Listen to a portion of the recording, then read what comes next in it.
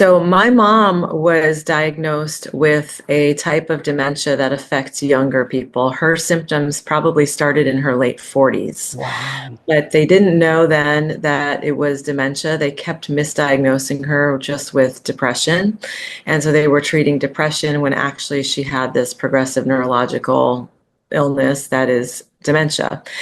And as with dementia, the pathways in the brain that help us process information and communicate clearly and use words and language, they start to break apart with dementia. And so my communication with her was really suffering, and therefore our relationship was suffering. We were having so many frustrating interactions. Mhm. I have a clinical background as a speech pathologist.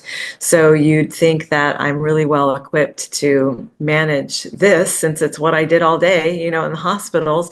But it's different with your own mom. And, it's such a complicated relationship, often the mother-daughter dyad. So I was kind of desperate. I was really afraid that I was going to lose my connection with my mom as she progressed in her dementia. And the family dynamics were so tense and so stressful because of her dementia.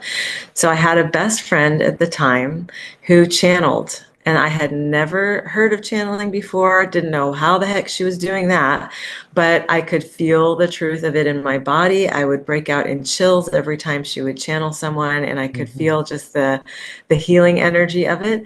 And so I asked her to channel my mom, and I had questions for my mom's soul. This was all while my mom was still alive, and I wanted to know, how can I serve her in this part of her journey? How can I know what her soul is supposed to be doing? Like, what is this? What is this dementia bringing forward so she can advance as a soul? Because I do believe that's a part of it. What am I doing well? What do I need? What needs some tweaking? And what are our souls, the both of us, supposed to do together? What's part of our soul contract, our soul's Wow. journey? And I got all that answered through my mother's soul, through my best friend, and it changed everything. It changed my relationship with her.